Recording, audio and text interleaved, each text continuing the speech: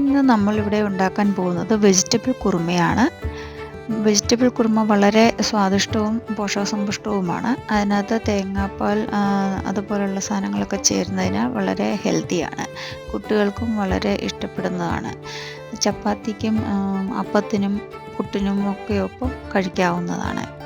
വളരെ സ്വാദിഷ്ടമായ ഒന്നാണ്. നിങ്ങളും അത് ട്രൈ ചെയ്യുക. ഇതിലേക്ക് ആവശ്യമായ സാധനങ്ങൾ: ഗ്രീൻ പീസ് ഞാൻ 8 മണിക്കൂർ കുതിർത്ത് കുക്കറിൽ 2 വിസിലടിച്ചെടുത്തതാണ്. പിന്നെ ഇഞ്ചി, വെളുത്തുള്ളി, ക്യാരറ്റ്, സവാള ഇവ ചെറുതായി അരിഞ്ഞ് എടുക്കുക.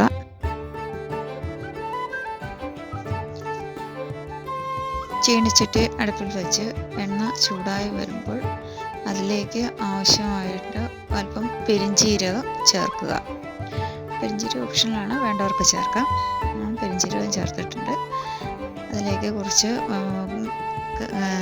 ഗ്രാമ്പൂവും പട്ടയും പൊടിച്ച് ചേർക്കുക.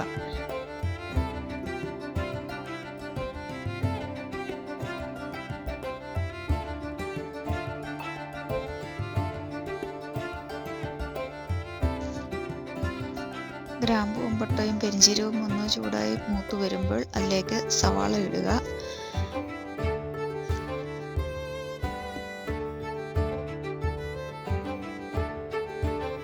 സവാള ഇട്ട് നന്നായിട്ട് ഇളക്കി കൊടുക്കുക.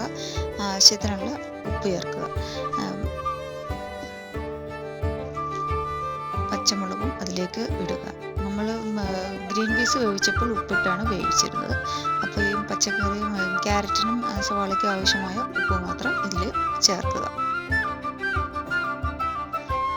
സവാള മൂത്ത് വരുമ്പോൾ അതിലേക്ക് ക്യാരറ്റ് ചേർക്കുക. ക്യാരറ്റ് ചേർത്ത് ഇളക്കി ക്യാരറ്റ് ചെറുതായി വാടി വരുമ്പോൾ നമുക്കതിലേക്ക് ഇഞ്ചിയും വെളുത്തുള്ളിയും അരിഞ്ഞു വെച്ചിരിക്കുന്നത് ചേർക്കാം. അതിനുശേഷം അതൊന്ന് വാടിക്കഴിയുമ്പോൾ മഞ്ഞൾപ്പൊടി, മല്ലിപ്പൊടി, ഗരം മസാലപ്പൊടി ഇവ ചേർക്കുക. എന്നിട്ട് അതിൻ്റെ മണം പോയി വരെ നന്നായി ഇളക്കുക. വേവിച്ച് വെച്ചിരിക്കുന്ന ഗ്രീൻ പീസ് എടുത്ത് അതിലേക്ക് ഇടുക. അപ്പോൾ ഗ്രീൻ പീസ് വേവിച്ചപ്പോൾ നമുക്ക് കുറച്ച് വെള്ളത്തോട് കൂടിയാണ് വേവിച്ചത്. അപ്പോൾ നമുക്ക് അഡീഷണൽ വെള്ളം വേറെ ചേർക്കേണ്ടി വരില്ല. ഇത് നല്ല തിളച്ച വെള്ളമാണ്. ഇത് ചേർത്ത് പിന്നെ നന്നായി ഒന്ന് ഇളക്കുക.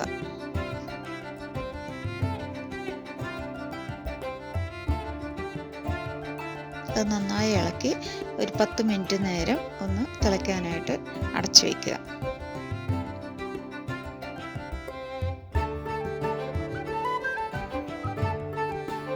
മിനിറ്റ് തിളക്കുന്ന നേരം കൊണ്ട് നമുക്ക് തേങ്ങ അരച്ചെടുക്കാം. അതിലേക്ക് ആവശ്യമായിട്ടുള്ള കുറച്ച് നട്ട്സ് ചേർക്കുക. അതിനുശേഷം തേങ്ങയും ചേർത്ത് നല്ല വെണ്ണ പരുവത്തിൽ അരച്ചെടുക്കുക. നമ്മൾ കരിവേപ്പില ചേർത്തിരുന്നു, അത് പറയാൻ വിട്ടുപോയി. കരിവേപ്പിലയും ചേർക്കുക. അരച്ച് വെച്ചിരിക്കുന്ന തേങ്ങ അതിലേക്ക് ആഡ് ചെയ്യുക.